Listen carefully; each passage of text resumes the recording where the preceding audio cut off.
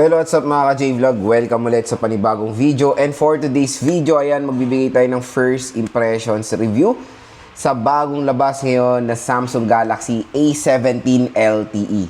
Maganda kaya to? Sulit ba siya sa A16 LTE? Tara, check natin.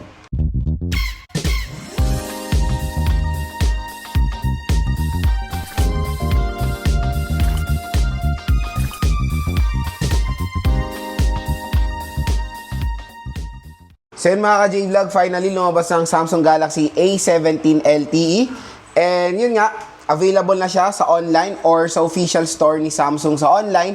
At kung gusto nyo ito makuha ng mura, dito lang tayo magbibili sa ating sa View Products. Pag clinic nyo itong View Products na to, mura at bagsak presyo nyo na makukuha ang A17 LTE. At of course, meron pong up to 1,000 pesos voucher ang naghihintay para sa inyo pag umorder kayo dito sa atin sa online. And no worries, lalagay ko rin po ang product link ng A16 LTE dito sa ating View Products dahil mura lang yung A16 LTE. There's a possibility na makuha nyo lang ng 4,000 plus etong device na to.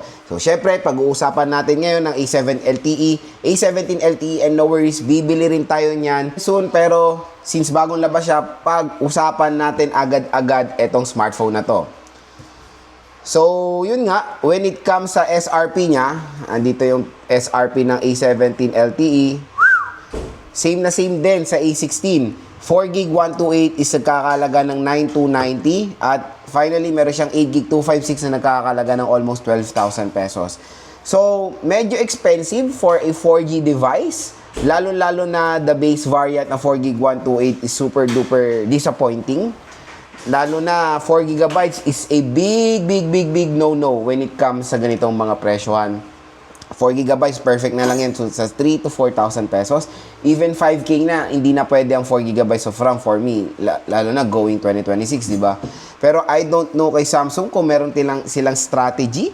Kasi ganyan yung nangyari sa A16 LTE noong November 2024. Wala pong pumansin sa smartphone na yan dahil sobrang mahal, overpriced at hindi perfect ang kanyang specs sa kanyang presyo. Ang perfect lang dyan is the Super AMOLED display. In the near few months, di ba? Or sa September or sa Pasko, mag-price drop na ang A17 LTE. Kung gusto niyo siya mabili, bagsak presyo rin naman siya dito sa ating View Products. Below SRP siya at yun nga, meron kayo makukuha up to 1,000 pesos off na voucher sa A17 LTE. And syempre, when it comes sa specifications ng device na to, mamaya magbibigay ako ng first impressions overall dito sa A17 LTE. And again, hindi po to full review. This is just a first impressions review. Nagbibigay tayo ng first impressions sa mga bagong labas sa smartphone based sa kanilang specifications. Again, pwede ka magbigay ng saloobin sa isang device kahit wala pa yung unit. Familiar ka sa specs para ma-share din sa mga consumers kung okay ba yung specs nito sa smartphones, sa smartphone na yan. So again, available ng A17 LTE.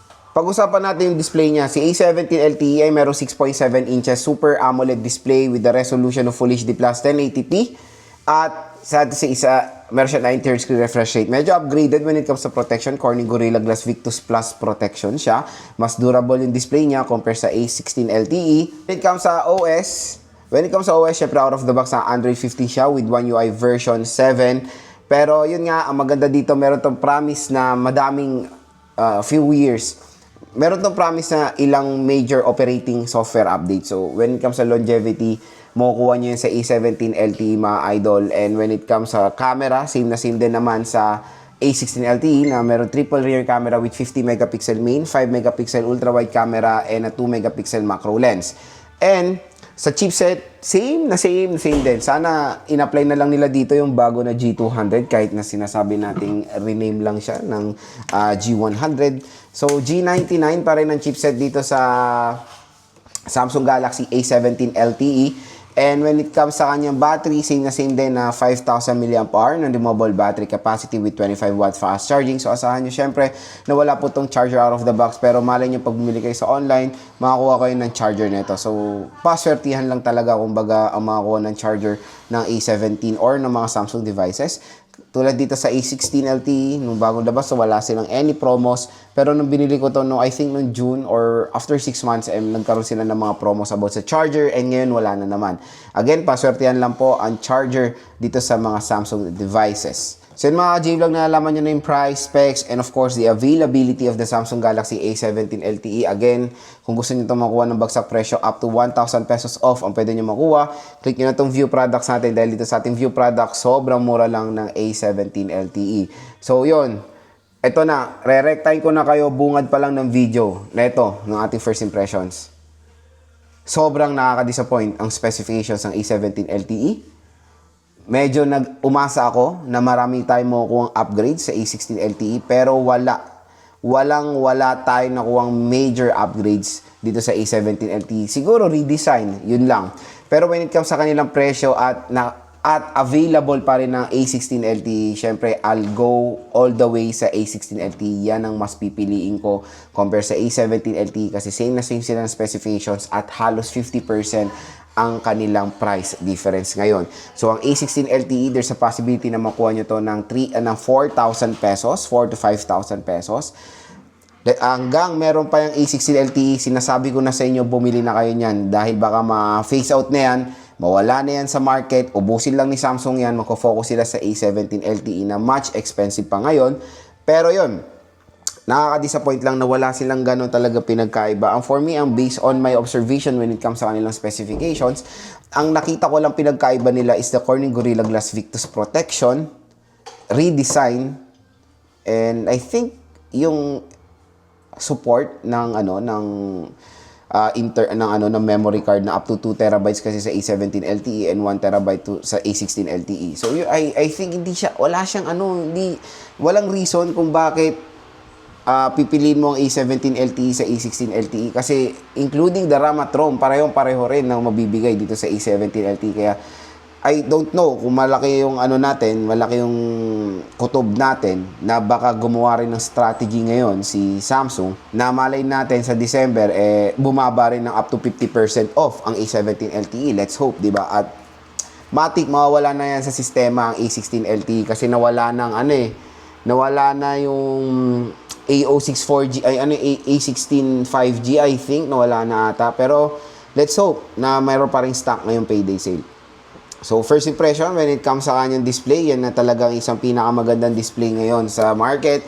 Super AMOLED display. Siyempre, compare natin siya kung magkano siya natin makukuha ng 8 to 9,000 pesos. Siyempre, Super AMOLED display is perfect na perfect. Full HD Plus 1080p, okay na okay. Screen size, okay dito. Pero the most disappointing part dito sa A17 LTE is of course the notch display for its kind of price tag. Notch display talaga is a big no-no na, especially when it comes sa ganitong mga presyoan. Kung budget, okay siya, acceptable kasi usually yun naman ang nilalagay.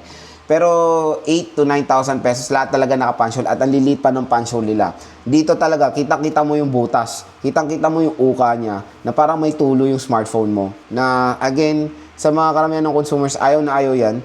At mas piniprefer na ang punch hole display. 90Hz screen refresh rate for me, okay yan for A17 LTE as long as the display is maganda yung quality. Super AMOLED display. Again, ito yung pinakamalaking advantage ng A17 LTE sa lahat ng competitors na including mid-range na naka-super AMOLED po ito kasi karamihan is AMOLED or OLED lang. Next, yung kanyang operating system. Operating system is all goods. Android 15 siya out of the box with One UI version 7. At when it comes sa longevity, asahan nyo na matagal nyo magagamit itong A17 LTE. Maraming beses ito ma-update according to Samsung. Pero, syempre, nandun ang longevity. Pero the most disappointing part is the RAM. Yung RAM talaga ang pinakamalulungkot kayo dito dahil, yun nga, yung longevity nandun pero the future proof ng RAM hindi. 4 GB of RAM, makuha nyo to ng 8 to 9,000 pesos is a big no-no. Pero kung makuha nyo to ng 4K, okay yan, acceptable pa. Kaya yun mga J-Vlog, I thought sana naman, ginawa na nilang 8 GB of RAM at least, di ba? Kasi ang mahal I don't know kung si Samsung nakikita ba na RAM is the most important thing din when it comes sa smartphone. Dahil dyan natin nagbe-base yung natin when it comes sa multitasking and all, sa opening ng apps. Kahit anong bilis ng chipset mo, kung mabagal naman, kung maliit naman ng RAM mo, useless lang din, di ba? So, yun. Sa price niya lang tayo nagkakatalo when it comes sa RAM. Pero yun nga, may ino-offer naman siya na mas malaking RAM, pero much expensive, like 12,000 pesos for the 8GB 256. Again, 256 nga for a 12K device, hindi na nga rin yan okay. Kasi karamihan din ngayon, 2025, 2026, 512 na ang binibigay for 256 GB of internal storage sa ganitong mga price range na mga smartphones. So again, hopefully, bumagsak ang presyo ng A17 LTE dahil hindi po talaga perfect ang kanyang price sa kanyang RAM. Next sa camera, the camera is same din sa A16 LTE, triple rear camera system with 50 megapixel main, macro at telephoto lens. Again, ito yung pinakamalaking advantage din ng A17 LTE sa karamihan ng competitors niya out there dyan na sinasabing triple, sinasabing double, dual. Pero in reality, useless yung mga camera nun. Ito, napakaganda ng camera, solid. Lahat ng camera lenses ay useful. Yun naman din ang kailangan natin tignan, useful camera lenses na hindi lang basta marketing get up. Buti nga si Samsung, na-appreciate ko talaga, real talk to. Kasi hindi nila nilalagay sa box nila na kahit na 4GB yan, hindi nila dinadagdag sa computation yung extended RAM sa box. Diba? So, at least si Samsung, hindi siya, kumbaga, for spec sheets lang eh. Na sasabihin mong triple camera pero useless. Pero dito, okay na okay. Dahil lahat po ng camera lenses ay pwede natin magamit. Next, sa battery. Battery is okay din. 5,000 mAh is enough pa naman ngayon 2025. And 25 watts fast charging siya. So, when it comes sa kanyang price, siyempre 25 watt is sobrang liit yan for a price na 8 to 9,000 pesos. Usually, mga competitors natin, isa sa 33, 45, 65, di ba?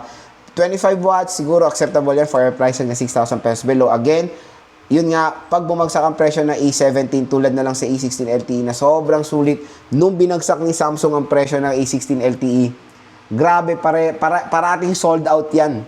Kaya again, kung may possibility na bumagsak ang presyo ng A17, abangan natin mga idol. Pero kung gusto nyo nang bumili ng A17, nandyan naman yan sa view products natin. Again, nandyan din yung sa view products natin ng A16 LTE. So yun mga ka-J-Vlog, ang ating first impression so far dito sa Samsung Galaxy A17 LTE. To be honest, ito nga, wala pong upgrade na nangyaring sobra compare sa A16 LTE. Kaya hanggang available pang A16 LTE dito sa ating view products, bumili na kayo mga idol dahil mas sulit ang A16 LTE talaga. 4,000 pesos, Super AMOLED display at iba pang mga specifications sa bagay na bagay sa kanyang price tag. I-add to cart nyo na yan. At for me, kung bibili kayo ng A16 or A17 LTE, choose the A16 LTE hanggang may stock pa.